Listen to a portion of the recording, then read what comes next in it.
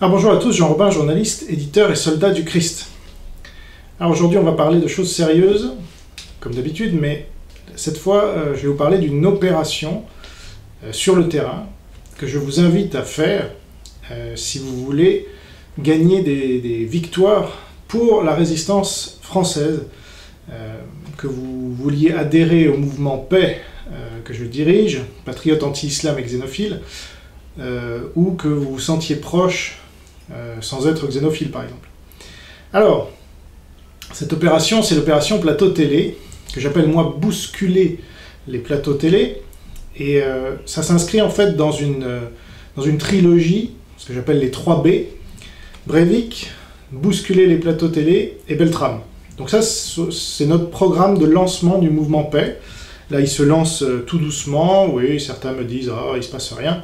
Eh les gars, Paris c'est pas fait en un jour, donc c'est bon, moi j'ai plein d'autres choses à faire, et là je m'y mets progressivement, et il y a des gens qui commencent à nous rejoindre tout doucement, plus ou moins explicitement, mais on voit, ça commence à bouger, donc je vous dis pas tout.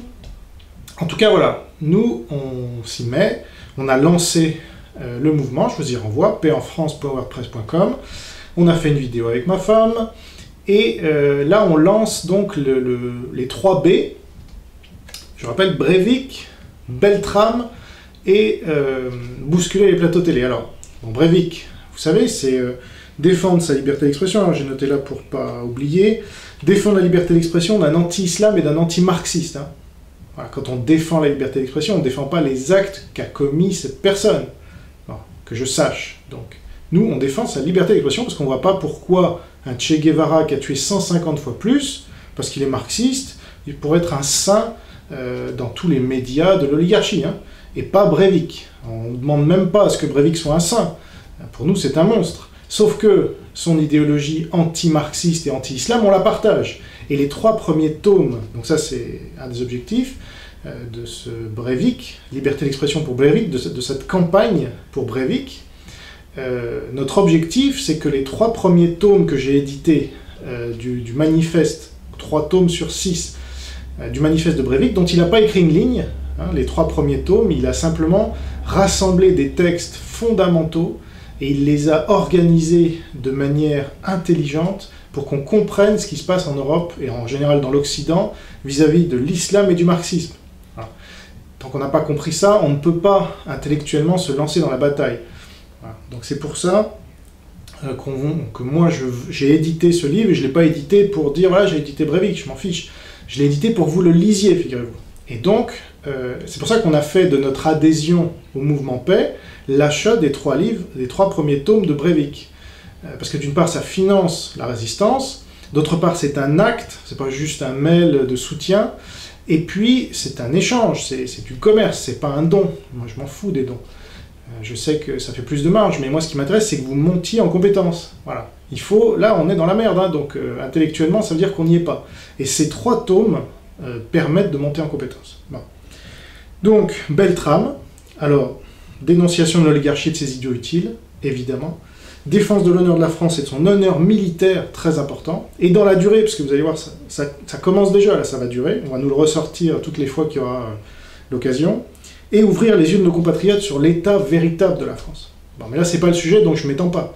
Je vous renvoie à mes vidéos et sur le site supercheriebeltrame.wordpress.com. Il n'y a pas encore de site pour Breivik, mais on va en créer un bientôt.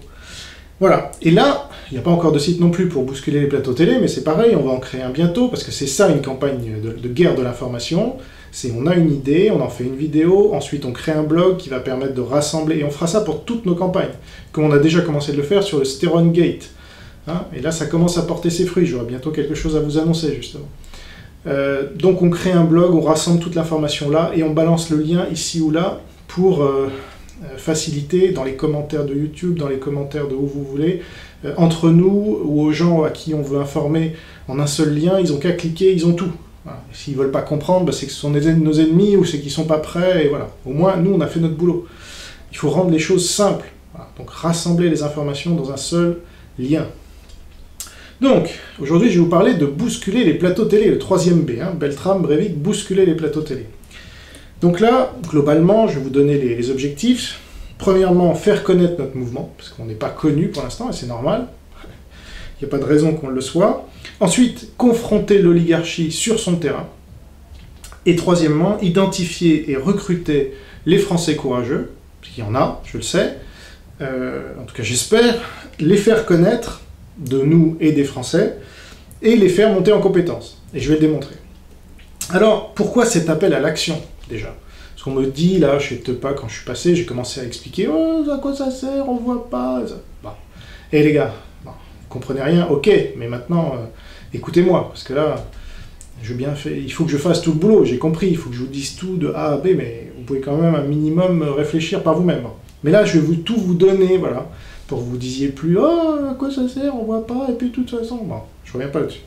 Donc moi, le défaitisme, j'ai horreur de ça, et franchement, quand on vous donne une idée comme ça, que le gars qui vous le donne, il l'a fait et que ça a eu des résultats, arrêtez de dire à quoi ça sert, ok? C'est que le gars en question, il a une idée derrière la tête, et qu'il l'a montré. Donc arrêtez de croire les gens qui vous racontent tout et n'importe quoi et qui font rien. Moi j'ai fait ça. Bon. Alors pourquoi cet appel à l'action? Déjà, il faut sortir d'Internet, c'est bien Internet, c'est notre principale plateforme de communication, on n'a rien d'autre. Mais il faut sortir un peu du tout Internet, là, parce que c'est bon de tourner en rond sur les réseaux sociaux, ça va 2 minutes. Il faut aller dans le monde réel, donc des militants, voilà, comme Génération Identitaire, c'est dans un autre registre, parce que nous on n'est pas sur ce registre-là. Mais nous on est plutôt guerre de l'information. Hein. Alors ils ont fait une guerre de l'information aussi, mais bon, je pense que c'est mal... c'est pas la bonne stratégie, voilà. C'est pour ça que j'ai monté un mouvement, hein, sinon je les aurais rejoints, il faut être logique. Donc, quand même, ce qu'ils font de bien, c'est qu'ils vont sur le terrain, voilà, ils ne restent pas sur Internet à communiquer, ils se servent d'Internet, très intelligemment d'ailleurs, mais ils vont sur le terrain et ça porte des fruits. Voilà. Donc moi j'ai envie qu'avec ce mouvement, les Français patriotes, ils aillent sur le terrain, ils se mouillent, voilà, ils mouillent la chemise, comme je l'ai fait moi, et je leur demande pas ça, alors que moi je suis à 17 000 km, et puis voilà, non, moi je l'ai fait bien avant vous, et il n'y avait personne pour m'expliquer comment faire, hein. J'ai tout pensé par moi-même, voilà. Je suis le premier.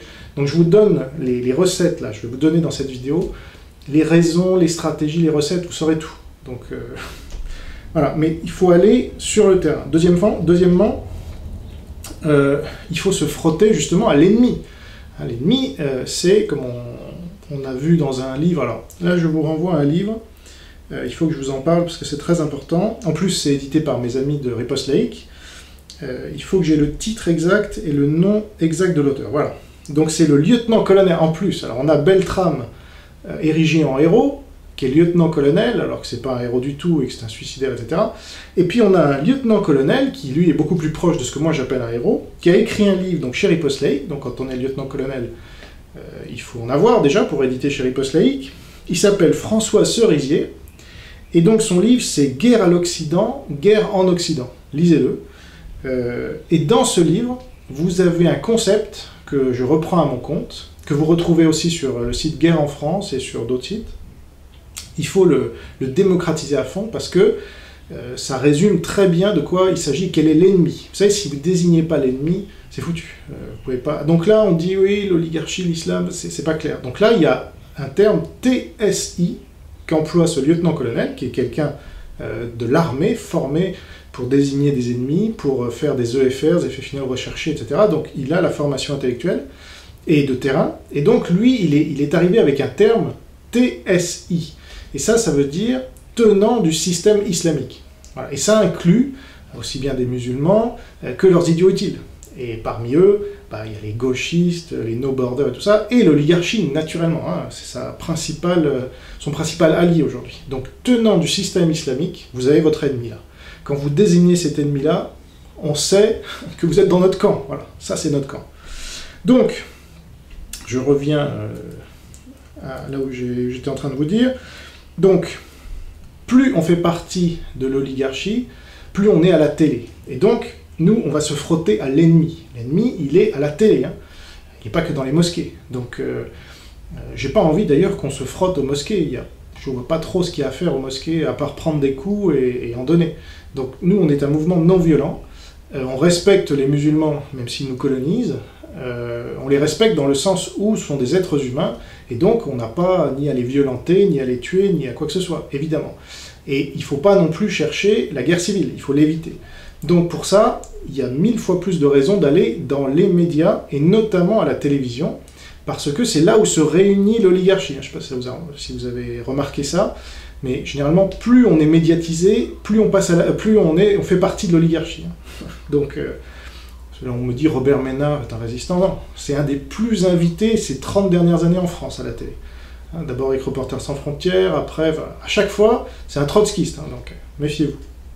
Bref, plus on fait partie de l'oligarchie, plus on passe à la télé.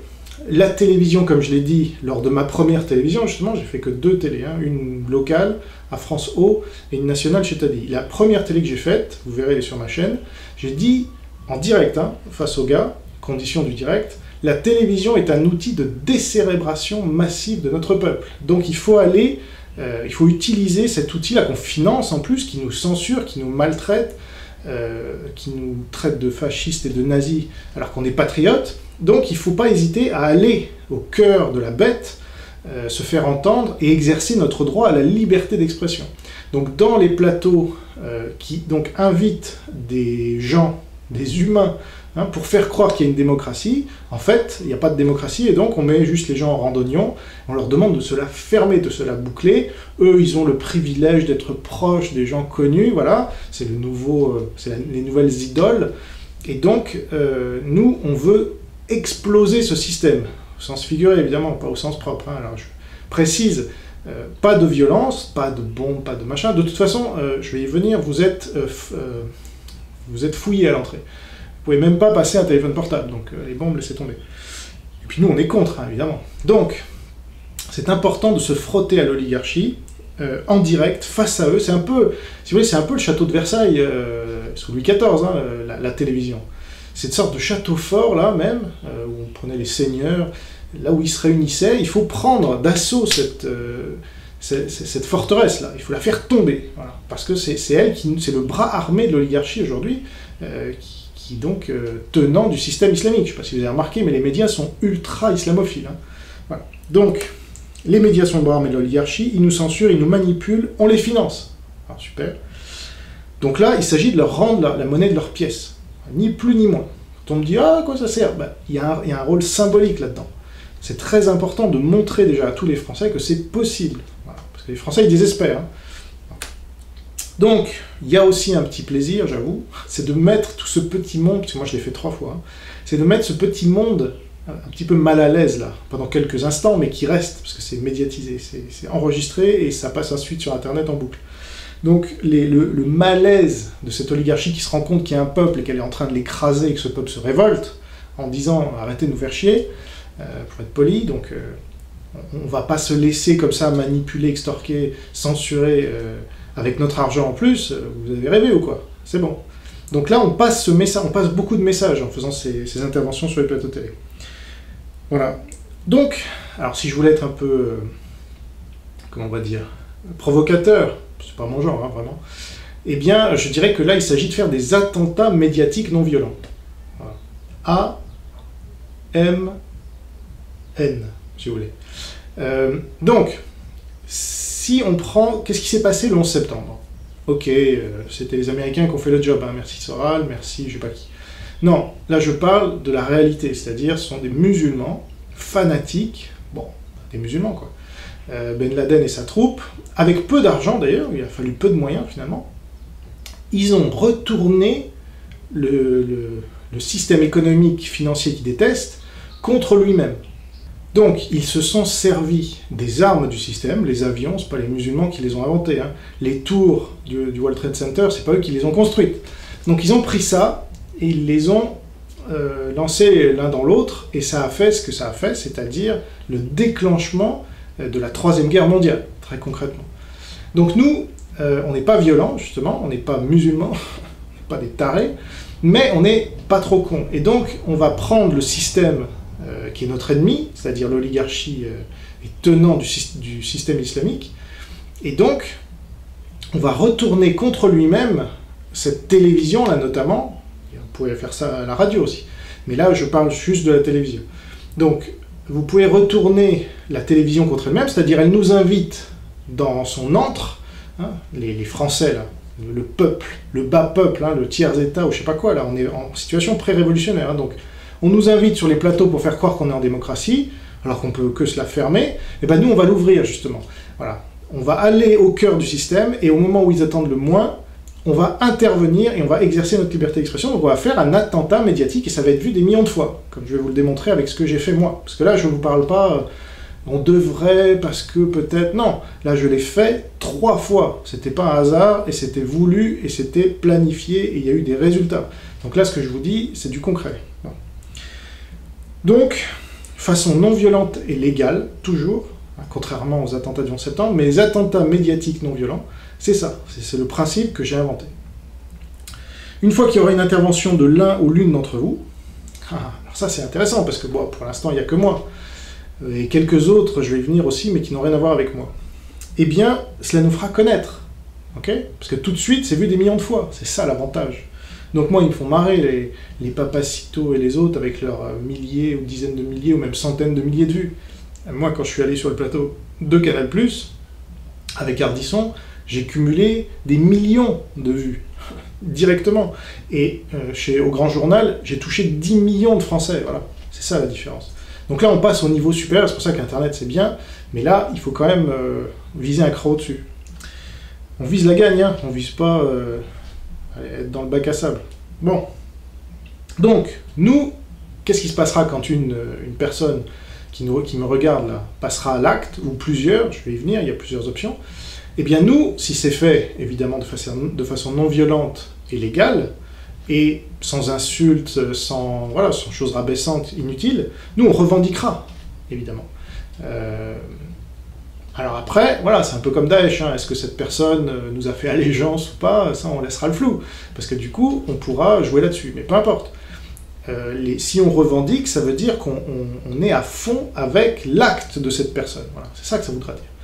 Et donc les journalistes, ils se trouveront avec d'un côté Daesh, qui terrorise la France, ok, avec des meurtres de masse ignobles, odieux, anti-civilisation, barbares, et de l'autre côté, une résistance non violente, légale, mais qui les terrorisera aussi, parce qu'on ira sur leur plateau, là, on ira dans leur forteresse de merde, et on agira et on revendiquera de la même manière ces attentats médiatiques non violents. Voilà. Et on fera passer notre message, c'est ça le but. À quoi ça sert de faire des morts? C'est con, franchement les terroristes c'est des cons. Ils font des morts alors qu'on peut très bien faire ça de manière plus intelligente. Alors, en plus, ça fera planer le doute, s'il y en a un ou une, ou plusieurs, qui font là, une première attaque, nous on va revendiquer, et derrière, ça voudra dire qu'il y aura le doute qui planera en permanence. C'est ça l'avantage du terrorisme, hein. Je condamne le terrorisme violent, et moi je défends un terrorisme non violent, un terrorisme médiatique. Et donc, quand, imaginez, le gars intervient, je sais pas, face à BHL, BHL dégage, voilà, par exemple, BHL dégage, il le dit 20 fois de suite avant de se faire virer, et là, liberté d'expression, ce que j'avais fait chez Deschamps, je vais vous expliquer ça. Eh bien, par la suite, on va revendiquer, les médias vont parler de nous, en tout cas, ils pourront pas laisser ça de côté, je pense, peut-être au premier, peut-être pas au deuxième ou au troisième, en tout cas, voilà, il y aura, sur les plateaux télé, en permanence, la suspicion, parce qu'ils font des émissions tous les jours, ces gens-là, plusieurs fois par jour, en direct et en public, ou même pas en direct. Il y aura la suspicion qu'on puisse qu'il puisse y avoir ce genre d'attentat non violent en permanence, et qui va leur ruiner leur émission, qu'on va se servir de leur émission pour faire notre pub, voilà, et pour défendre la France contre les attaques de cette oligarchie de merde. Voilà. Donc c'est ça l'avantage du terrorisme, ou c'est un peu la stratégie du moustique, si vous voulez. J'aime bien cette métaphore, parce qu'ici en Polynésie, il y a plein de moustiques, déjà, donc ça me rappelle à chaque fois, bah oui, ça c'est vraiment une bonne stratégie, hein, de ces insectes à la con, parce qu'ils sont tout petits, c'est très difficile de les voir, là, quand ils passent devant un mur blanc comme ça va, mais dès qu'ils... sur le parquet, on les voit plus, enfin, donc ils se camouflent, on les entend plus, on en tue un, mais on a encore le bruit dans les oreilles, parce qu'il y a une persistance, donc on croit qu'ils sont encore là, et ce petit truc infime, là, et infâme, arrive à nous rendre fous. Ça nous fait lever la nuit, enfin, je sais pas si vous avez déjà vécu ça, on a tous vécu ça, donc ça c'est la stratégie du moustique. Et bien là, c'est la même chose que je vous propose. Qu'on soit sur les plateaux télé ou qu'on n'y soit pas, ils croiront qu'il y a quelqu'un qui est dans le public caché et qui va à tout instant, en plus c'est à tout instant, hein, qui pourra sortir là pour dire « Ouais, Attali, dégage », je sais pas qui.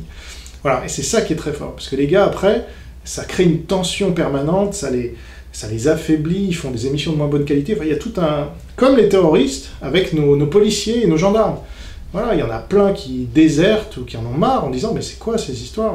On me fatigue pour rien à regarder s'il ne va pas y avoir une voiture piégée ou un mec qui va sortir son couteau, etc. » C'est la stratégie de la tension permanente. Donc, exercer son droit à la liberté d'expression alors qu'il nous est nié, surtout aux patriotes anti-islam et anti-marxistes, ça c'est clair. Il ne faut pas hésiter à dire liberté d'expression quand on est pris, c'est-à-dire, voilà, vous regardez ma vidéo par exemple chez Deschamps, là je l'ai re-uploadé sur ma chaîne. Deschamps était dopé, donc j'ai pu dire Deschamps était dopé en boucle, parce que il faut vraiment penser à tout, c'est-à-dire que peut-être on ne vous entend pas assez, donc il faut le dire plusieurs fois. Il faut les emmerder, il ne faut pas leur permettre de vous couper ou de passer à autre chose, il faut les gêner un maximum. Si vous regardez la vidéo, ça c'était prévu de A à Z, hein. Je ne les ai pas laissés respirer les gars, je leur ai dit Deschamps était dopé, 10 fois, 15 fois, 20 fois, jusqu'à ce qu'il y ait des mecs de la sécurité qui viennent et qui me tirent. Et à ce moment-là, je dis liberté d'expression, liberté d'expression. Et là on ne me voit pas, ou on me voit, ça dépend, alors des fois les caméras peuvent se tourner vers vous, avec Ardisson on m'a vu, avec Morandini on m'a vu aussi, ça dépend des caméras, il faut vous installer dans les bons angles, après c'est voilà, la logistique dont je vais vous parler par la suite, mais peu importe qu'on vous voit ou qu'on vous voit pas, l'important c'est que vous fassiez le truc, que vous disiez, que vous suiviez votre stratégie du début à la fin, et ça vous fera monter en compétence. Alors on va mettre à nu aussi des membres éminents de l'oligarchie, hein, j'en ai cité 2, il y en a plein d'autres, sur leur principal point faible. Moi, Deschamps était dopé, c'est son principal point faible. Ardisson, plagiaire, menteur, c'est son principal point faible. Il faut identifier pour chaque personnalité que vous allez, à qui vous allez vous en prendre. Moi, je trouve débile de balancer une tarte à la crème, là, comme ce militant de l'Action française a fait avec Coquerel. Ça, c'est le niveau zéro de la politique, je suis désolé, il s'est fait plaisir, mais c'est violent déjà. Je ne sais pas si vous avez déjà pris une tarte à la crème dans la gueule, mais c'est violent. Donc moi, je condamne ce genre, et je ne souhaite pas que dans mon mouvement, il y ait des gens qui se réclament de nous en faisant ça. Attentat pâtissier, non, c'est de la merde. C'est violent, et donc fais aux autres ce que tu voudrais qu'ils te fassent. Moi, j'ai pas envie de me prendre une tarte dans la gueule, même si elle est sucrée. Hein. Non, c'est violent. Et donc, là, ce que je vous propose, c'est non violent, toujours. Donc, il faut leur dire leur principal point faible, il faut identifier, là, quand vous avez, tiens, un tel va être invité, je sais pas quelle émission, touche pas à mon poste, par exemple. Je vais prendre cette émission-là, parce que pour moi, c'est la cible principale. Il y a du public, c'est en direct, donc voilà. Si vous savez que l'invité, c'est un tel, vous analysez, parce qu'ils annoncent les invités longtemps à l'avance, hein, 1 semaine, 2 semaines à l'avance, pour que les gens s'inscrivent et viennent dans le public, parce que c'est pas facile, toujours, de trouver du public. TPMP, c'est là où il y en a le plus. Où c'est le plus dur de trouver des places. Mais il y a plein d'autres émissions en public et en direct, ou même en différé, où c'est beaucoup plus difficile. Donc ils annoncent les gens à l'avance, et une fois que vous avez cette personnalité, voilà, moi j'avais Ardisson dans le viseur 2 semaines à l'avance, alors j'avais écrit une enquête sur lui, donc je savais que c'était son point faible, mais Deschamps, je l'ai su aussi quelques temps avant, et donc j'ai pu identifier, c'était pas une cible que j'ai attendue pendant X années avant qu'elle aille sur un plateau télé en direct, vous voyez. Ça s'est pas passé comme ça. J'avais une fenêtre de tir où je devais être à Paris parce que je suis de Blois, et donc je devais être à Paris tel jour, j'ai regardé les invités qu'il y avait sur les différents plateaux, Didier Deschamps, parfait, sélectionneur national, et comme j'ai écrit un livre, Dictionnaire des débats interdits mais légaux, où je parlais de Deschamps qui était dopé, et ben voilà. Et ça, c'est son point faible, vous cherchez, il n'y en a pas d'autre. Donc, en tout cas, c'est le point le plus faible qu'il a.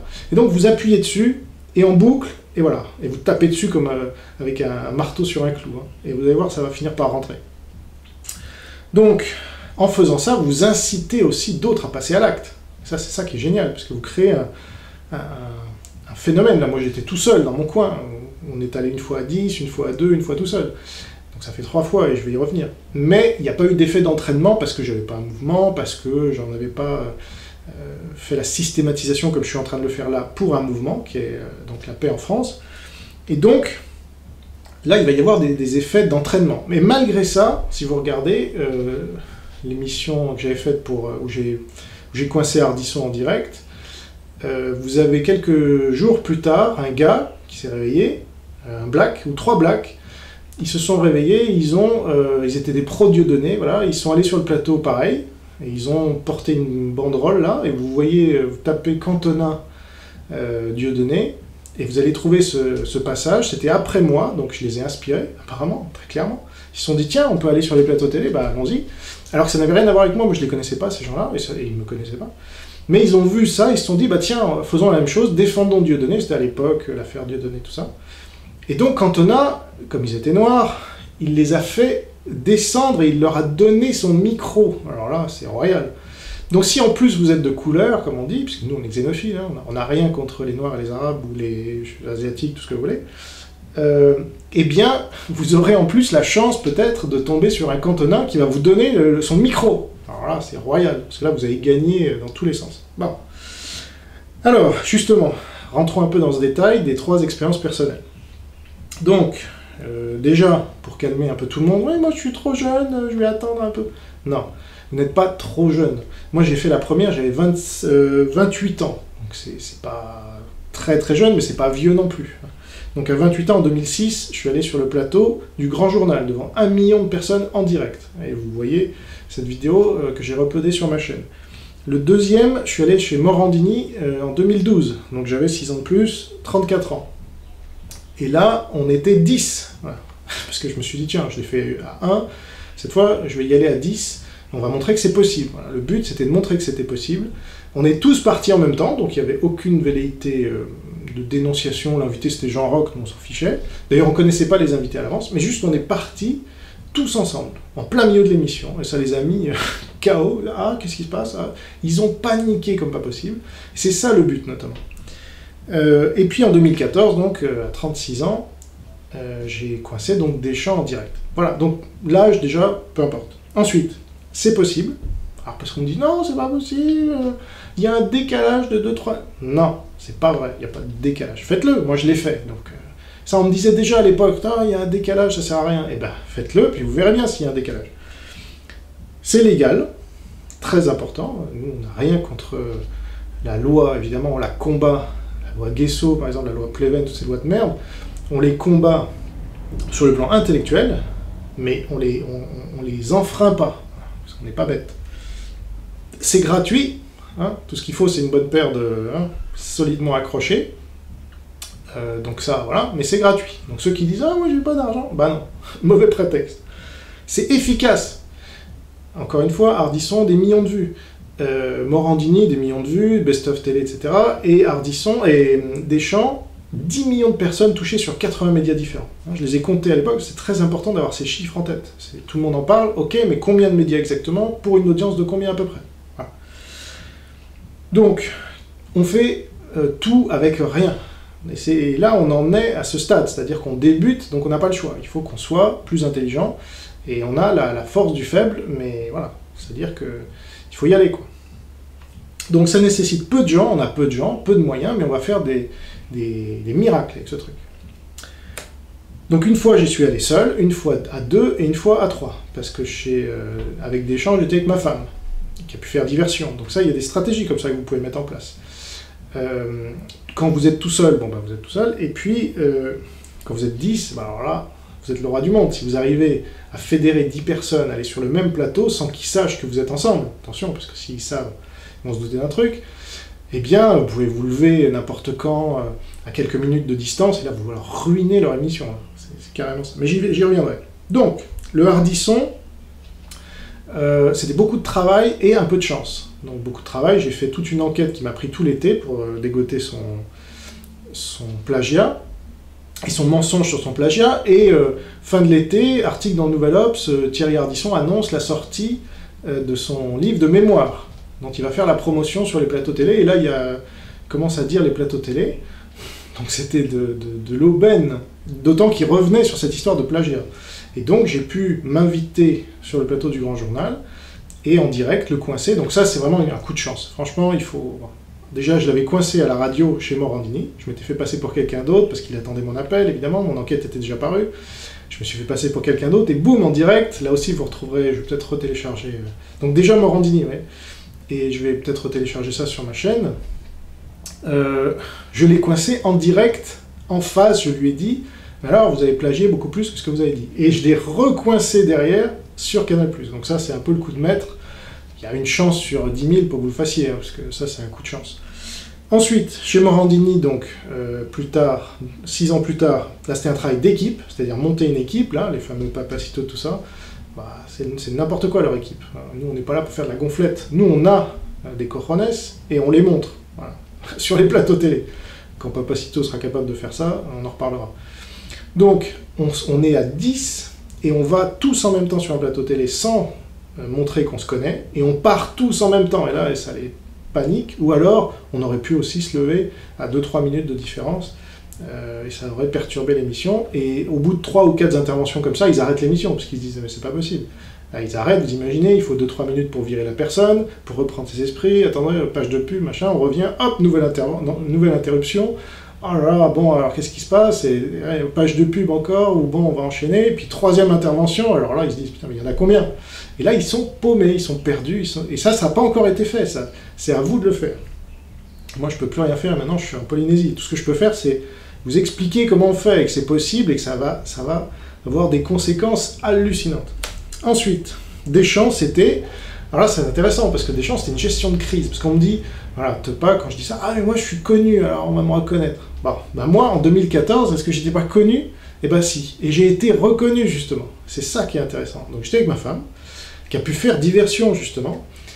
Il y a un gars, parce que je ne savais pas, et ça, oui, il y a toujours des imprévus, donc vous avez beau tout prévoir, ben, au bout d'un moment, il y a des imprévus, et donc, quand je me suis pointé avec ma femme dans le public, donc vous savez, on vous met toujours, on vous fait passer sous le truc, on vous prend votre téléphone, etc., votre carte d'identité, votre inscription, et ensuite, on vous met dans une salle en attendant que vous rentriez dans le studio. Et là, il y a un gars qui me reconnaît, un musulman. Wow, super. Parce que, alors pourquoi? Parce que l'invité d'avant, c'était Tariq Ramadan. Super. Et le mec était persuadé que j'étais Jean Robin, il avait raison, et que j'étais venu pour coincer Tariq Ramadan, ce qui n'était pas du tout le cas, mais c'était tout à fait crédible et probable, puisque j'avais une dent déjà contre Tariq Ramadan à l'époque. Et donc, il a commencé à se dire, waouh, je vais prévenir la sécurité. Alors, qu'est-ce que vous faites dans ces cas-là? Donc, première chose, donc là, c'est vous improvisez, parce que j'ai joué sur ma femme à fond, pour le rassurer, parce que donc, ma femme est kabyle, et donc, voilà, on se comprend, entre frères, machin. Ensuite, elle a joué le jeu à fond, et je la remercie pour ça, parce que sans elle, ça aurait certainement, ça serait arrêté là, et vous n'auriez pas pu avoir cette histoire de Deschamps était dopé. Donc des fois, ça tient à rien du tout, vous voyez, ça n'avait rien à voir, hein, moi, Tariq Ramadan, je ne sais pas. Et donc, je lui ai dit, mais non, c'est pas moi Jean Robin, je sais, on me confond souvent avec lui, alors, ouais. Puis j'ai la même voix en plus, vous avez vu, c'est hallucinant, vous êtes pas le premier à m'en parler. Et le gars, j'ai mis le doute, et finalement... Il est resté sur ses gardes pendant tout le passage de Tariq Ramadan, qui passait avant Deschamps, si vous retrouvez l'émission en ligne. Et puis, une fois que Tariq Ramadan a dit au revoir, machin, il s'est dit, ah bon, bah, c'était pas Jean Robin. Et puis, quand je suis intervenu, il a su que c'était vraiment moi, mais que j'étais pas venu pour Tariq Ramadan. En plus, donc ça, c'est une gestion de crise, vous voyez. Vous avez, alors ça a l'air de rien, mais ça peut arrêter votre opération directement. Donc, il faut avoir là, alors là, je peux pas vous l'apprendre, mais c'est vous, peut-être vous en ferez 3, et puis ça sera avorté avant terme, avant que vous réussissiez une opération voilà, qui réussira. Parce que là, bon, vous n'avez pas grillé vos cartouches auprès des chaînes, parce qu'effectivement, dès lors que vous faites un passage télé comme ça, si vous réussissez, vous ne serez plus jamais réinvité, hein, vous serez encore que... Alors ça, c'est intéressant aussi, c'est que les gars, ils sont nuls. En tout cas, moi, à mon époque, il n'y a pas si longtemps que ça, mais j'ai pu passer, vous voyez, 2006, 2012 et 2014. C'est ça que ça montre aussi, c'est que les gars, ils vous rayent pas, il n'y a pas un grand fichier national des gens qui iraient sur des plateaux télé. Alors ils vont peut-être mettre ça en place quand on va passer à la phase industrielle, évidemment, mais même là, c'est quasiment impossible de dire, bah lui, il est déjà passé, etc. Voilà, donc on démontre énormément de choses, bien plus qu'on ne croit, en menant ce genre d'opération. Et là, j'étais tout seul, hein, honnêtement. J'ai fait ça quasiment tout seul. Donc, il y a un intérêt logistique. Alors là, il faut tout planifier, en tout cas un maximum. Il y a énormément de choses à quoi penser. Bah, voilà, ce genre de choses, on ne peut pas le prévoir avec un fan de Tariq Ramadan qui vous reconnaît. Ah, c'est Jean Robin. C'est un peu comme Gamal Abina qui avait dit ah, c'est un sioniste là au plein milieu d'une manifestation. S'il avait dit ça, j'étais cuit. Enfin, je sais pas. Et donc, il y a un intérêt logistique parce que il faut prévoir quand est-ce que vous allez parler, dans quelles conditions, pour que l'effet soit maximum. Par exemple, chez Ardisson, je m'étais dit, s'il parle pas de son plagiat, ça va être compliqué pour moi de faire irruption comme ça sur un plateau en disant « vous avez menti sur votre plagiat », etc. C'était possible, mais ça aurait paru un peu plus agressif. Et donc les faits auraient été limités, enfin rabaissés. Alors que là, comme c'est lui qui en a parlé, je m'étais dit, voilà, s'il en parle, j'en parle, s'il en parle pas, j'en parle pas. Bon. Et là, il en a parlé, ce con-là. Donc, évidemment, boum. Et là, je me suis senti l'adrénaline monter en même temps qu'il en parlait. Et puis, c'est tout sorti d'un coup. Et puis, ouais. En plus, c'était ma première intervention télé, hein, donc c'était chaud. Bon, donc il y a un intérêt logistique, parce qu'après, qu'est-ce qui va se passer? Les gars sautent sur vous, là, dans le passage avec Ardisson, le mec de la sécurité me prend et me vire, parce qu'évidemment, voilà, je fais une première intervention dans le plateau, on m'entend vaguement, Ardisson, hein, et puis il passe à autre chose, hein, le porno bouddhiste, et voilà. Et après, on me dit, mais qu'est-ce que t'as à voir avec le porno bouddhiste? Moi, le lendemain, quand j'étais retourné à l'école de guerre économique, les gens m'avaient vu, ils m'ont dit, mais pourquoi t'es intervenu sur le porno bouddhiste? Parce qu'ils font pas attention, on regarde. Et après, j'avais dû leur expliquer. Mais en tout cas, ils étaient passés au porno bouddhiste pour dire, bon, il y avait un malaise terrible sur le plateau. Et donc, je me suis dit, qu'est-ce que je fais? Si je reste là, à la première pause publicitaire, les gars vont me prendre et me virer, donc j'aurai pas mon effet complet. Ou alors, je me lève et je me dirige vers le plateau et je dis, attendez, là, qu'est-ce qui se passe? Bon. Et voilà, et c'est ce que j'ai fait. C'est-à-dire, je me suis senti, là, encore une fois, l'adrénaline monter, parce qu'il y a eu un premier coup d'adrénaline. Ouais, Ardisson a plagié la moitié de son livre. Et puis après, hop, gestion de crise, eux aussi, ils ont leur gestion de crise. Hein. Donc là, c'est tout, c'est de la stratégie. Hein. En temps réel, les mecs, ils se regardent, bon, qu'est-ce qu'on fait, comment... Et donc, ils changent de sujet, voilà, ils passent à autre chose. Et donc moi, je me dis, putain, je me retrouve comme un con assis comme ça dans mon public, et donc, ah hop, je me lève, et le mec me prend, et voilà. Et c'est ça ensuite qui fait réagir Schneiderman. Parce que je le fais les mains levées, très important, hein. Si vous paraissez agressif, vous êtes foutu. C'est contre-productif, là, vous jouez avec du feu. Hein. C'est comme, je sais pas moi, en tout cas, c'est les médias, donc attention, si vous dites un mot de travers, ça se retourne contre vous. Donc faites attention. Après, on peut faire des erreurs, mais nous, on revendiquera pas, du coup. Si vous faites un truc trop con, ou que les mots vous échappent, ouais, une insulte ou quelque chose de diffamatoire. Il faut des choses factuelles, voilà, Deschamps était dopé, c'est factuel. Ardisson, plagiaire, menteur, c'est factuel. C'est pas de la diffamation. Et d'ailleurs, j'ai pas été attaqué, ni en justice, ni rien. Voilà. Tout cela est légal, c'est très spectaculaire, et j'en suis très fier, justement, parce que ça fait partie de la logistique dont je vous parle. Il faut vraiment tout planifier, quel invité, connaître tout sur lui, pouvoir se retourner, comment réagir quand les gens nous chopent, ne pas paraître agressif, etc. Bon, après il y a un intérêt personnel, c'est que ça vous fait monter en compétence, évidemment. Tout ce travail-là, ça vous fait monter en compétence. Et puis, il y a un intérêt médiatique, donc j'ai déjà expliqué, je ne reviens pas dessus. Alors, suite à la réunion, suite à l'intervention sur le plateau télé de Canal+, avec Didier Deschamps, j'étais intervenu, c'est marrant, quasiment le lendemain. Mais c'est ça, c'était le lendemain même, j'étais intervenu dans une réunion de catholiques, en présence de Didier Tauzin, hein, ce général, je sais pas quoi, collabo à fond, mais à l'époque je le savais pas, et pour moi c'était un grand patriote, rien, comme quand on connaît pas les gens. Bon, eh bien, en présence de Tauzin, et de Bruno Gollnisch, n'est-ce pas, j'ai expliqué ma stratégie pour aller sur les plateaux télé et faire reculer, voire abolir la loi Taubira. Parce qu'à l'époque, c'était manif pour tous, et alors, on a manifesté 1 million dans la rue, et ça servait à rien. Eh ben oui, parce que vous êtes nuls, les catholiques. Vous n'arrivez même pas à faire reculer une loi, alors qu'il n'y a jamais eu autant de gens dans la rue 3 fois de suite. Alors ça, c'est vraiment le niveau 0 de la stratégie. Donc moi, je leur disais, ah, ce que j'ai fait, regardez, alors les mecs, ils regardaient leur portable en même temps, ah oui, c'est vrai, Deschamps était dopé, là, c'est dans les news ce matin, parce que je venais de passer la veille. Et c'était dans tous les médias. Donc, bon, crédibilité maximum, le gars il vient vous parler d'un truc, il l'a fait, c'est dans les news en même temps où je parle, donc là je peux pas faire mieux franchement. Et ben les gars, ah oui, oh bof, Jean Robin, bon ben fais-le, puis on te regardera, voilà. En gros, moi je leur ai dit, je suis grillé là, c'est fini, je l'ai fait une fois maintenant, il faut attendre quelques années avant que je puisse le refaire, éventuellement. Mais en plus, je savais pas que j'allais partir en Polynésie, bref. Donc, non, alors Didier Tauzin, c'est « Ah, moi je vais sortir un livre, vous allez voir, si Dieu le veut, parce qu'il est catholique, si Dieu le veut, tout va changer, etc. » Bruno Gollnisch, aucune réaction, parce que lui, c'est sa stratégie de l'oligarchie qu'il a depuis 40 ans avec Le Pen, et que ça divise la droite et ça la diabolise. Donc il n'a rien compris. Il coule la France tout en prétendant la défendre, mais il touche bien de l'argent, enfin je rentre pas là-dedans, c'est pas le sujet, mais voilà, pour vous dire, voilà les gens que j'avais autour de la table, et puis plein d'autres, il y a juste une nana marocaine, là. C'est pour ça que nous, on est xénophiles, enfin franchement. Là, je reçois plus de soutien, en tout cas de gens qui disent vouloir faire des choses alors qu'ils sont d'origine immigrée, que des Français de souche. Et ça rejoint ce qu'on voit en France partout. On a été trahi par les Blancs. Voilà, je ne suis pas anti-blanc, mais il faut reconnaître. Donc une stratégie blanche, c'est une stratégie perdante aujourd'hui. Il faut prendre les gens tels qu'ils sont. Voilà, ils sont noirs, ils sont arabes, et alors, on s'en fiche.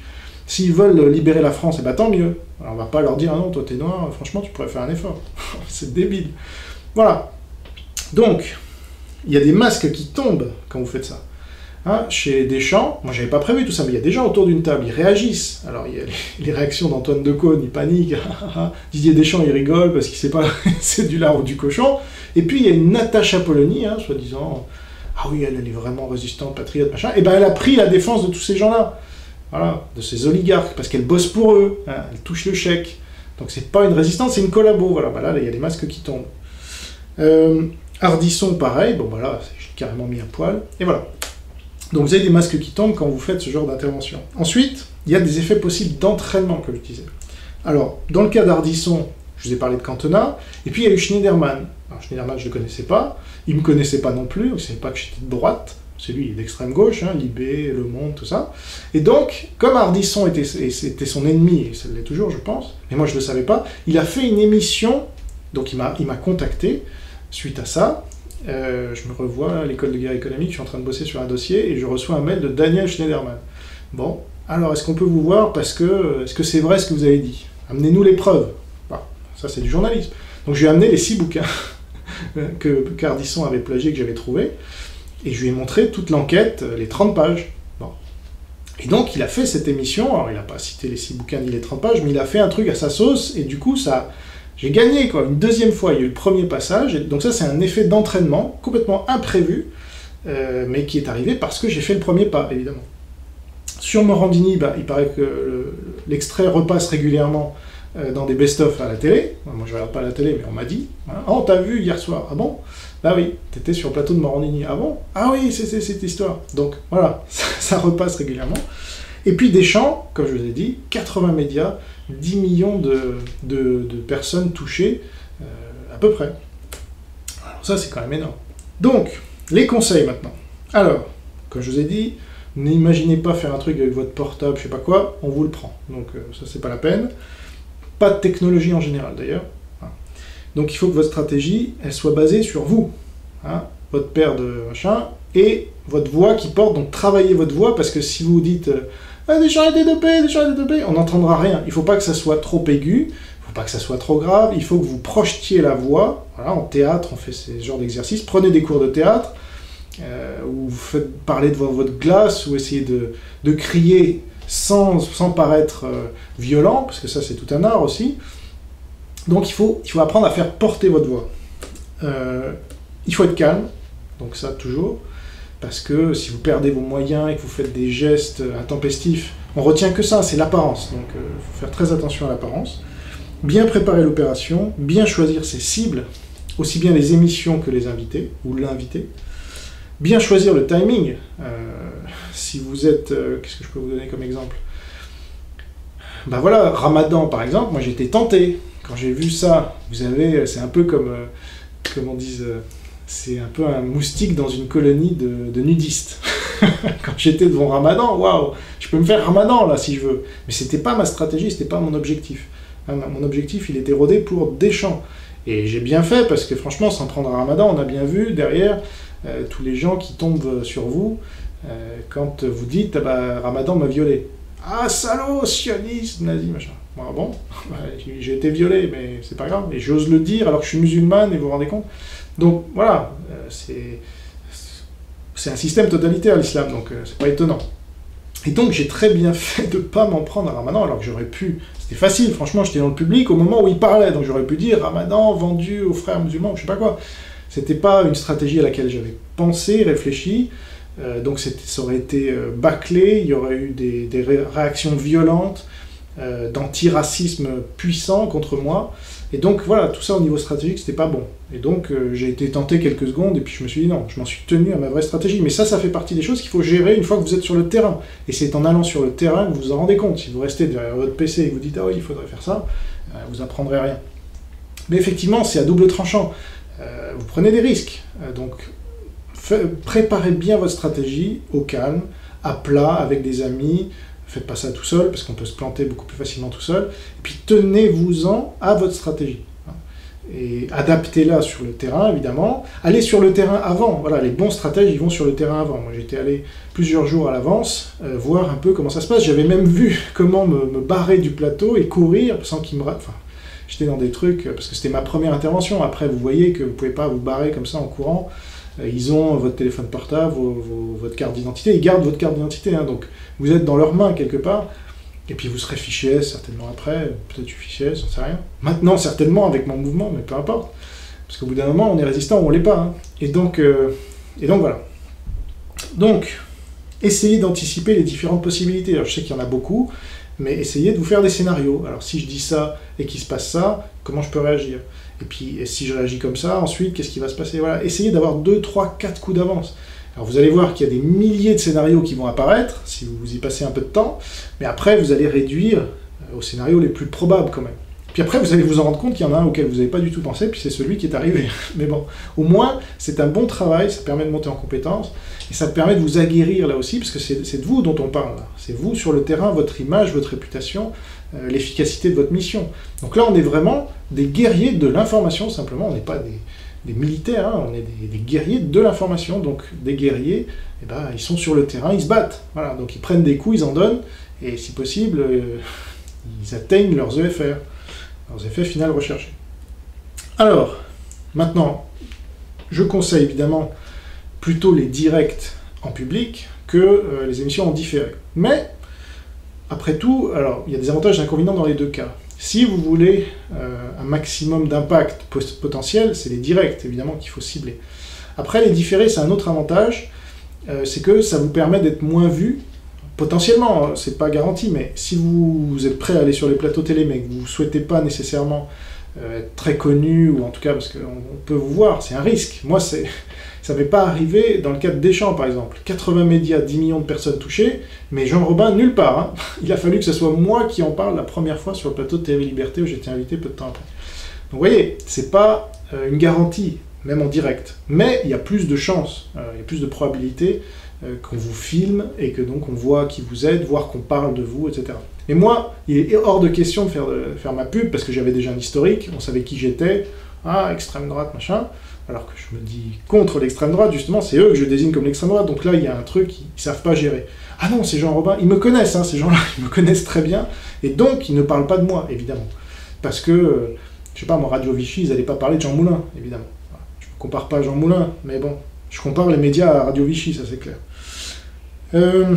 Direct en priorité, mais aussi différé, car les médias s'en font souvent l'écho, et ça, vous verrez dans la presse, des fois, telle émission a été perturbée là chez Laurent Ruquier, c'est pas en direct, c'est en différé, où il y a une émission toutes les 50 ou 100 qui est en direct, donc là, si vous tombez dessus, vous avez de la chance, mais sinon, c'est en différé, et donc vous trouvez des fois des articles, telle émission a été perturbée, quelqu'un dans le public a dit ça et ça à tel invité, donc ça sort quand même un peu, vous, ça vous permet de vous aguerrir sans vous griller, parce qu'on ne vous voit pas, on ne voit pas vous citer, et donc, ça perturbe l'oligarchie, c'est ça le but, c'est d'enrayer la machine, vous voyez, cette machine à broyer les consciences, là, à broyer le patriotisme et la France avec, eh bien, il faut l'enrayer. Et vous êtes les grains de sable dans le système, vous êtes les petites pierres, là, dans la chaussure, qui vient emmerder tout le monde, alors que vous êtes le moustique. Voilà. Donc, ça peut être diffusé en plus, même si c'est en différé. Si c'est pas violent, si ça correspond aux valeurs plus ou moins de la chaîne, du programmateur, de je sais pas quoi, chez Ardisson par exemple, à l'époque de Tout le monde en parle, qui était en différé, vous avez, je sais plus qui c'est qui passait, je crois Charles Javan ou Caroline Fourest, etc. Vous avez des gens dans le public, et il a laissé les interventions des gens dans le public, parce que ça correspondait à l'image qu'il voulait donner, voilà, qu'il est pour la liberté d'expression, et puis surtout ça s'opposait pas à sa ligne à lui, islamophile, hein, c'était pour contrer Caroline Fourest qui était en train de présenter Taslima Nasrin et qui est une anti-islam, et Charlotte Javan qui est anti-islam, voilà. Donc tant que ça va dans leur sens, donc ça dépend de la stratégie, vous voyez, que vous utilisez. Il ne faut pas être anti-islam, je pense, c'est une mauvaise stratégie. vous pouvez essayer. Mais déjà, ça vous met en danger, vous, vis-à-vis de tous les musulmans, ce que je disais avec Tariq Ramadan. Et c'est pas notre but aujourd'hui, c'est pas de viser l'islam dans les médias. Ce serait contre-productif, je pense, pour vous. Nous, on n'est pas des kamikazes, on n'est pas des suicidaires, on veut garder nos troupes. On veut un maximum d'efficacité. Donc là, critiquer l'islam durement, l'islam fasciste, l'islam totalitaire, sur un plateau télé, ça sera mal compris, ça sera violent, ça apparaîtra violent, même si c'est vrai, et donc ça sera contre-productif. En plus, vous allez vous prendre derrière, parce que là, ils n'hésiteront pas à montrer qui vous êtes et à donner votre nom, voir où vous habitez et comment vous trouvez. Ça, il n'y aura pas de problème, et donc vous allez avoir après un enfer. Vous allez vivre un enfer. Donc ça, je ne vous le conseille pas du tout. Moi, c'est pour ça que j'avais fait Deschamps était dopé, sélection nationale, donc sélectionneur national, donc symbole national. On ne peut pas faire plus. Le foot, ça touche tout le monde, tous les Français, donc là, j'ai pu toucher tout ce monde-là. Et le problème du dopage, qui est un problème moral. Vous voyez, donc il y avait tous ces symboles-là, mine de rien, parce qu'on me dit, oui, bon. Ben, j'ai réfléchi à tout ça, moi. C'était pas sorti du chapeau. Donc vous pouvez mener des stratégies comme ça, intelligentes, qui ne sont pas frontales. Souvent, Sun Tzu, c'est non, il faut contourner, il faut être plus intelligent. C'est facile de dire, ouais, Tariq Ramadan, salaud. Et alors, les gens vont se retourner contre vous. Le but, c'est qu'ils adhèrent à ce que vous voulez. Voilà. Et que Ardisson passe pour un naze. Il est passé pour un naze. Que Morandini passe pour un naze, il est passé pour un naze. Et que Deschamps passe pour un naze, il est passé pour un naze. Malheureusement, ça n'a pas suffi pour l'éjecter de son poste de sélectionneur. Mais bon, on ne peut pas tout faire. En tout cas, Ardisson, il a été viré quelques mois plus tard, grâce à mon livre, parce que derrière, j'ai enchaîné avec un livre et la maison d'édition que vous connaissez maintenant. Donc c'est ça qui a lancé un peu ma carrière, mais Ardisson, en tout cas, il est éjecté du service public, donc c'est plus avec notre argent. Bon, il est encore sur Canal+, il fait encore du mal au peuple, mais sans notre argent, donc c'est déjà pas mal. Alors, si vous êtes une dizaine, c'est royal. Comme je l'ai été moi, j'ai montré que c'était possible. Vous avez bien une dizaine de potes qui sont... parce que là, vous répartissez un peu les risques, mais attention, après, c'est la gestion d'une équipe. Donc il faut qu'il y ait un chef, il faut que vous suiviez bien ses ordres, parce que moi, c'était moi le chef, et il fallait pas qu'il y ait un gars qui fasse son truc dans son coin, parce que ça pouvait mettre toute l'opération à plat. Et donc, voilà, c'est comme ça qu'on monte en compétence. Donc ces 10 personnes-là, je leur ai donné des choses très précises à suivre. Par exemple, il fallait qu'on arrive à des moments différents dans l'émission, enfin dans les studios, là, dans les locaux. Il ne fallait pas qu'on montre qu'on se connaissait. On arrivait par groupe de 2 ou un mec tout seul, ou au pire 3, voilà. On restait entre nos petits groupes et sans s'adresser la parole les uns les autres, donc il faut vraiment être inattaquable, il ne faut pas qu'il y ait de soupçons. Donc voilà, je leur ai dit tout ce qu'ils devaient faire, et je leur ai donné le signal, donc je leur ai dit que j'allais faire croire que j'étais malade, donc j'allais sortir une première fois du plateau, et puis avant le début de l'émission, comme ça ne serait pas une surprise pour tout le monde, et ensuite, au plein milieu de l'émission, je sortirais, et là tout le monde devrait me suivre à ce moment-là, et c'est ce qui s'est passé, si vous regardez l'extrait. Donc il y avait de l'organisation, il y avait de l'ordre, c'était pas tous des gens de droite d'ailleurs à l'époque, donc ça montre que les gens savent suivre les ordres quand même, quand il y a un minimum de respect pour le chef, et voilà, c'est les guerriers de l'information, c'est ce qu'on fait.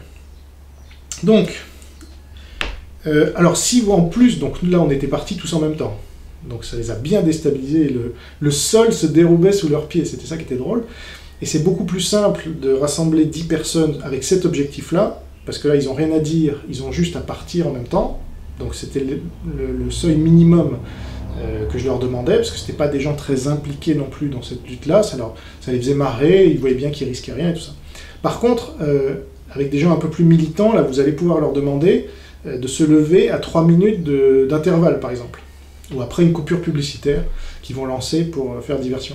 Et là, il faut des gens déjà plus impliqués, si vous en trouvez, bravo, mais il y a plus de chances aussi que ça foire, parce que il y a un gars qui doit intervenir, finalement, au dernier moment, il va rester assis, paniqué, parce qu'il se dira « Ouah, moi j'ai plus... » Je sais pas, dans ces conditions-là, la seule manière qu'on a de le savoir, c'est de le faire, donc on le découvre, et donc il faut des plans A, des plans B, des plans C, il faut que le chef prévoit tout ça, en disant toi tu vas intervenir, ou moi je vais intervenir en premier, après on me virera, après ils vont lancer la pub, au retour de la pub, toi tu interviendras en deuxième, si toi tu interviens, parce que vous êtes sûr, vous interviendrez, vous êtes le chef, normalement.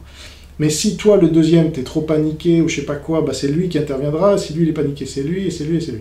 Donc il y a une chaîne comme ça, il faut que ça aille très vite. Après, si le mec intervient pas tout de suite, il peut y avoir des quiproquos, le troisième intervient avant le deuxième parce que le deuxième n'est pas intervenu assez vite. Enfin bon. Donc tout ça, il faut bien que vous fassiez des simulations réelles chez vous, avec des chaises qui représentent le plateau, qui représentent l'animateur, etc., pour que vous le fassiez plusieurs fois avant. Il ne faut pas que, quand vous allez sur le plateau en question, ça soit la première fois que vous le faites. Sinon, ça va foirer, c'est sûr. Nous, on l'avait fait plusieurs fois à l'avance. Donc il faut se réunir, il faut faire le truc, qu'est-ce qui se passe dans ces cas-là. On met plusieurs scénarios, scénario 1, 2, 3, 4, 5. On les fait tous, et comme ça, on est prêt. Voilà, c'est juste de l'entraînement psychologique et physique. Donc il faut penser à tout ça, c'est pas des choses qui se font comme ça, on improvise. Non, ça marche pas. Il faut de l'organisation militaire. Des ordres qu'on suit, un EFR qu'on essaye d'atteindre, et voilà. Donc, si vous arrivez en tout cas à faire avec un décalage de 3 minutes, alors là, vous êtes les rois du monde, parce que les missions, il n'y en a plus. Ils sont obligés d'arrêter. Et ça, d'ailleurs, c'est valable pour les plateaux télé, mais aussi pour les meetings politiques. Hein, tous ceux qui essayaient de perturber les meetings de Trump, là, mais ils s'y prenaient très mal. Parce qu'à chaque fois, enfin, des fois, ils s'y prenaient un peu mieux, il y en avait un là, un là, on les virait, et puis ça interrompait. Et Trump, comme c'est un bon, il arrivait à s'en sortir quand même, en retournant la situation en sa faveur. Hein, go back to Hillary, machin. Mais les Français, ils en sont incapables. Si vous prenez un Wauquiez, enfin un autre membre de l'oligarchie, là, peu importe, un Macron, un machin, quand ils font des meetings, ces gens-là, 100, 200, 1000 personnes, vous arrivez à 20, commence à se lever au plein milieu du meeting, ouais, monsieur Macron, moi je pense que, machin, hop, et 2-3 minutes pour se faire virer, et dès qu'il se fait virer, il y en a un deuxième qui se lève, ouais, moi je pense aussi, il a raison, machin. Hop, il commence à se faire virer, et là, le temps tourne, hein. Donc tous ces gens-là qui sont venus pour assister à la réunion commencent à gueuler, mais ils subissent. Et puis ceux qui ont organisé aussi, parce qu'ils se disent, il y en a un, il y en a deux, puis après il y en a 3, 4, ça va durer combien de temps comme ça? Ils sont dépendants. Donc soit ils arrêtent carrément leur réunion, et vous avez atteint votre objectif, parce que le but c'est d'enrayer la machine, hein, c'est arrêter leur propagande et gagner des victoires comme ça. Non violent, vous dites non, moi je suis pas d'accord avec votre politique, là ça fait ci, ça fait ça. Ça, les gauchistes, ils sont très forts à faire ça. Et ben nous, pourquoi on pourrait pas le faire hein, avec le système? Pardon. Donc si vous faites ça dans une émission de télé, alors là, vous avez gagné. Vous avez gagné. Parce que soit ils arrêtent au bout de 3 interventions parce qu'ils se disent bon, là, il y en a combien dans le public, ça se trouve il y en a d'autres, on peut pas. Donc on rend l'antenne, là vous avez gagné. Soit ils continuent quand même, et là il y a de plus en plus d'interventions, et vous gagnez à chaque fois. Parce que là, à chaque fois, vous marquez des points, et boum, et boum, et boum. Voilà. Alors, les résultats espérés maintenant. Donc, moi je fixe comme EFR qu'il n'y ait plus d'émissions en public. Voilà. Parce que ça, c'est une tartufferie, c'est une technique de manipulation des masses pour faire croire qu'on est en démocratie. Voilà, il y a des gens sur les plateaux télé, et donc on sera en démocratie. Ça, c'est subtil, c'est du message subliminal. Mais c'est de la foutaise. On n'a pas le droit de parler. On est là juste pour faire croire, justement, qu'on est en démocratie. Donc, non, le peuple est avec nous. Hein. En gros, c'est un peu comme si Louis XIV, il y avait eu la télé à l'époque, et donc il avait fait venir, je sais pas moi, des gens pour regarder Versailles. Vraiment, c'est débile. Non, le système, il est à eux. Nous, on n'a rien le droit de dire, on subit. Voilà. Et pour rentrer dans la caste, il faut être marxiste et islamophile. Hein. C'est comme ça que ça marche. Il ne faut pas être sioniste. Ça marche pas comme ça. Donc, premier EFR, qu'il n'y ait plus d'émissions en public, différées ou directes. C'est pour ça que quand ils arrêteront les émissions en direct, donc ça c'est un autre objectif intermédiaire, c'est qu'ils arrêtent les émissions en direct et en public, voilà, qu'ils virent le public ou qu'ils fassent plus d'émissions en direct, peu importe. Là, quand on arrivera à cet objectif-là, il restera les différés. Il y aura encore plein d'émissions avec du public, mais en différé, et on les perturbera de la même manière, jusqu'à ce qu'ils arrêtent leurs émissions en public, hein, parce que c'est pas acceptable. Plus de mascarade. Alors, que notre mouvement paix se fasse connaître, patriote anti-islam et xénophile, il faut que tous les Français connaissent paix, voilà. Et il faut que ça soit connu comme la bête noire de l'oligarchie, il faut qu'ils connaissent notre message, notre stratégie, justement, non violente, légale, et contre l'oligarchie, les tenants du système islamique. Voilà. Et l'objectif, c'est toucher l'oligarchie au cœur, là. Quand je vous dis, les médias, c'est le cœur, et notamment la télé, hein, c'est ça qui forge les consciences aujourd'hui, qui les déforme. Donc, on va aussi recruter nos premières troupes par ce biais-là. Donc là, on ne se connaît pas, mais vous allez, si vous intervenez sur un plateau, bah, vous aurez vos galons, ce que je disais chez Topa. C'est comme ça, c'est sur le terrain que vous allez obtenir vos galons. Nous, notre adhésion, c'est acheter les 3 premiers livres de Breivik et les lire. Enfin, surtout les acheter, parce que les lire, on ne saura pas si vous les lisez. Mais déjà, si vous les achetez, ça veut dire que, là aussi, c'est important, vous êtes un guerrier de l'information, vous êtes un patriote, donc vous ne devez pas être soumis aux forces de l'oligarchie qui vous disent non, Breivik, c'est un con, c'est un salaud, donc ne lisez pas ce qu'il a à dire, comme par hasard. Et quand vous lisez ces 3 premiers tomes, comme je l'ai fait, une fois traduit, eh bien, vous savez que c'est très intéressant, justement, et que ce qu'on veut nous mettre de côté, souvent, c'est ça qui est le plus intéressant, voilà, une fois de plus. Donc, toucher l'oligarchie au cœur, recruter nos premières troupes par ce biais, qui auront leur premier galon, encourager d'autres mouvements de résistance en Europe à faire de même, parce que là, il y a un effet, comme j'appelais tout à l'heure, je ne sais plus comment je disais ça, un effet possible d'entraînement, eh bien, ça vaut aussi pour l'Europe. Figurez-vous qu'on a d'autres pays en Europe qui sont occupés par les tenants du système islamique. Donc, il faut donner l'exemple. Et la France peut très bien innover dans ce domaine, je ne vois pas pourquoi. On ne serait pas les leaders, une fois de plus. Donc là, non seulement vous lutterez pour votre pays intérieur, mais aussi pour l'Europe et pour l'Occident. Parce que ça serait génial s'il y a des gens aux États-Unis qui fassent ça aussi, pourquoi pas. Au Canada, voilà, avec Trudeau et tous ces cons-là. Et donc, il y aura un effet d'entraînement et ça va devenir viral, ce truc. Voilà. Et là, on aura gagné, parce qu'on dira « Ah, c'est parti d'où ?» Eh ben, c'est parti d'une petite vidéo que vous êtes en train de voir maintenant. Et cette vidéo-là, elle sera citée tout le temps. Donc là, ça dépend de vous. Moi, je fais mon boulot, à vous de faire le vôtre. Vous voyez que les conséquences sont immenses. Quand on me dit « Oh, on voit pas trop où ça peut mener ». Et ça, c'est que la toute première étape de ma stratégie. Je ne vais pas tout vous dire, encore une fois. Mais tant que vous ne faites pas cette première étape-là, il ne se passera rien. Parce que moi, je ne parle pas à des gens dont je ne sais pas qu'ils ont la capacité, le courage, l'abnégation, l'ordre de faire ce genre de choses. Vous voyez ? Par contre, si vous le faites et que vous réussissez, ben, automatiquement, vous êtes mon égal, quasiment. Enfin, vous êtes après moi, mais dans l'organisation, vous avez tout de suite des galons, c'est ça. C'est pas. Moi, je cherche à recruter les 300 là, hein, les fameux 300, les 300 qui étaient qui étaient à Londres avec De Gaulle le 14 juillet 40. Ils étaient 300. Et les 300 Spartiates qui étaient contre l'armée perse et qui l'ont repoussé à 300. Ils ont repoussé des dizaines de milliers de guerriers. Moi, je cherche ces 300-là. Tant qu'on n'a pas les 300, ça ne sert à rien de recruter un mouvement de masse. C'est pour ça qu'Asselineau, il a rien compris. Ouais, on va recruter 30 000, et alors, ils sont où tes 300? Il n'y a même pas de 300. C'est toi, et puis quelques lieutenants, et puis c'est tout. Donc moi, je cherche des gens qui sont mes égaux. Voilà. Et qui, s'il m'arrive quoi que ce soit, eh bien, ils pourront prendre la relève. C'est ça le but. Alors, toucher l'oligarchie au cœur, recruter nos premiers troupes par ce biais, qui ont leur premier galon, encourager d'autres mouvements de résistance en Europe à faire de même. Et alors là, vous allez voir, l'effet de contagion, il sera génial, franchement. Projetez-vous là-dedans. Dites-vous quand vous passez, quand vous imaginez, ah oui, tiens, pourquoi moi je ne le ferai pas? C'est risqué, mais si on y arrive, etc. Regardez tout ce que ça va représenter.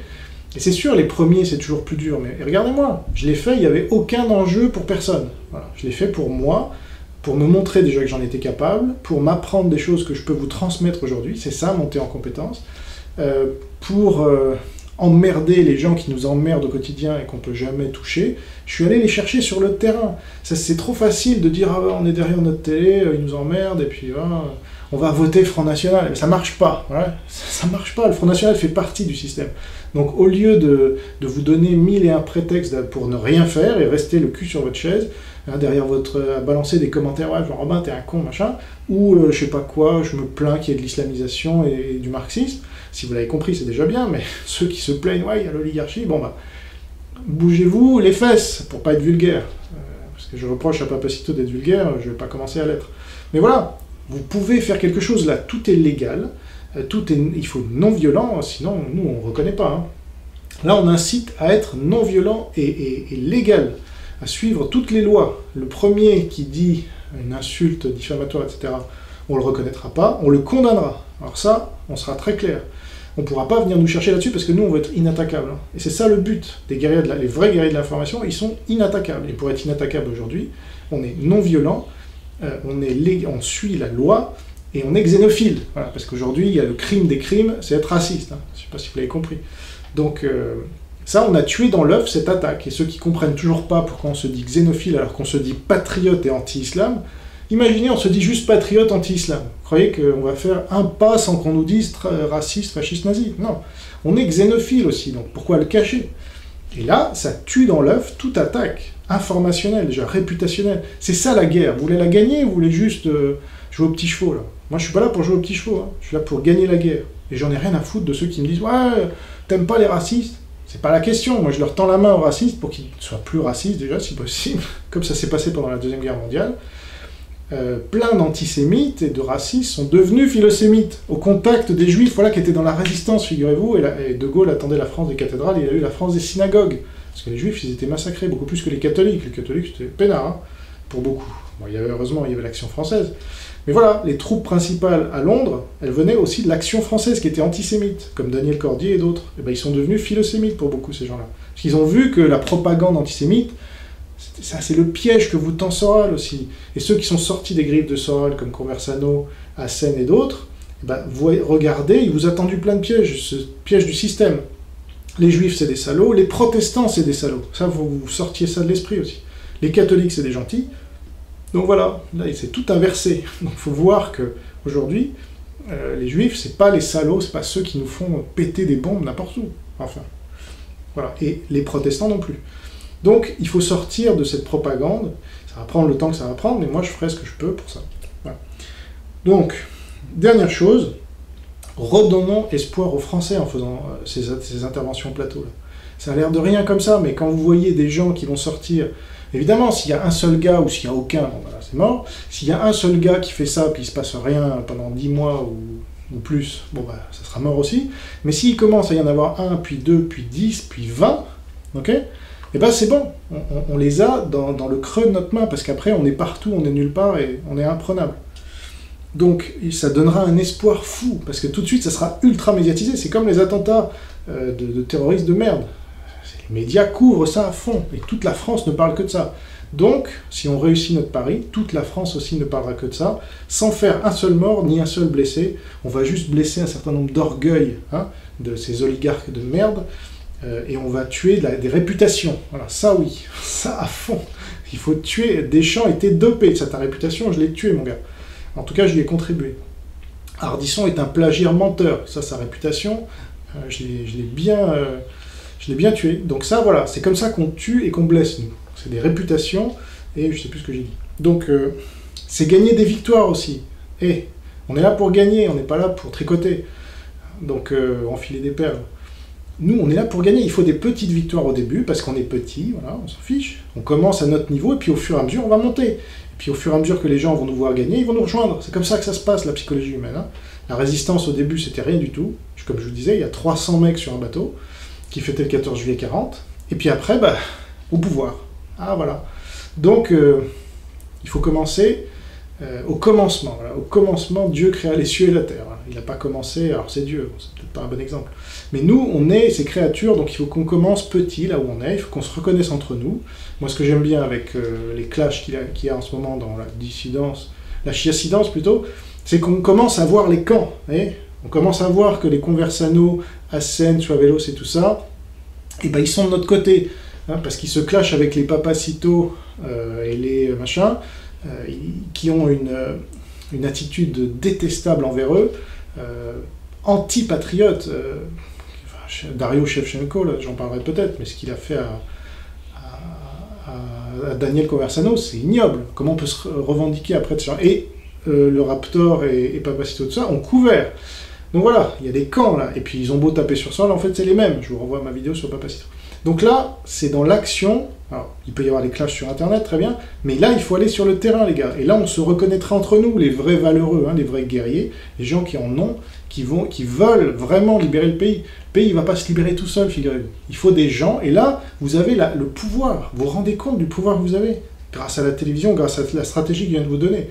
C'est vous qui pouvez changer les choses, comme je les ai changées à ma modeste mesure, 3 fois quand même. Hein. Donc quand on me dit « oui, je suis trop connu, je suis trop jeune, je suis trop... » Non, ça c'est des prétextes, arrêtez. Je l'ai fait, j'étais jeune, après j'étais connu. Donc je l'ai fait 3 fois. Je l'ai fait seul, je l'ai fait à 2, je l'ai fait à 10. Les 3 sont possibles. Voilà. Je l'ai fait face à un gars, j'ai eu un peu de chance, mais je l'ai coincé comme personne n'a jamais coincé en direct, Ardisson. Après, je l'ai fait à 10, et après, je l'ai fait à 2.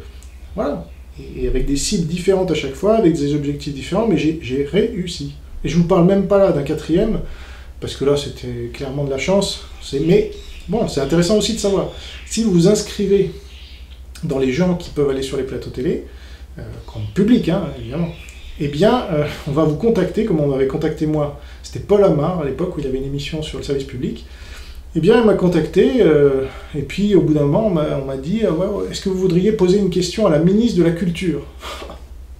Alors, on invite Jean Robin, et donc j'ai sorti mon livre « Ils ont tué la télé publique » à la télévision publique, que j'avais caché dans ma poche de derrière pendant toute la préparation. Je m'étais enfermé dans les toilettes, en fait, pour pas croiser les autres invités qui me connaissaient, comme Guy Birenbaum, par exemple. Enfin, c'est toute une histoire, je la raconterai peut-être une autre fois, parce que là, ça serait trop long.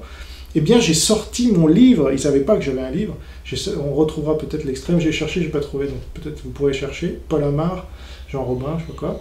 Donc j'ai sorti mon livre, Ils ont tué la télévision publique à la télévision publique, avec Ardisson en gros, là, et tout le monde fait « Ah, qu'est-ce qui se passe? Qu'est-ce qu'il raconte ?» Voilà, donc ça c'était un happening, donc c'était pas... Bon, c'était de la chance là aussi, mais la chance sourit aux audacieux, n'oubliez jamais ça. Donc entreprenez des choses, inscrivez-vous dans les invités, enfin les gens qui vont sur les plateaux télé. Voilà, je fatigue donc je vais m'arrêter là. Et puis après, à la grâce de Dieu. Voilà, merci pour votre attention et à bientôt pour une prochaine vidéo. Au revoir.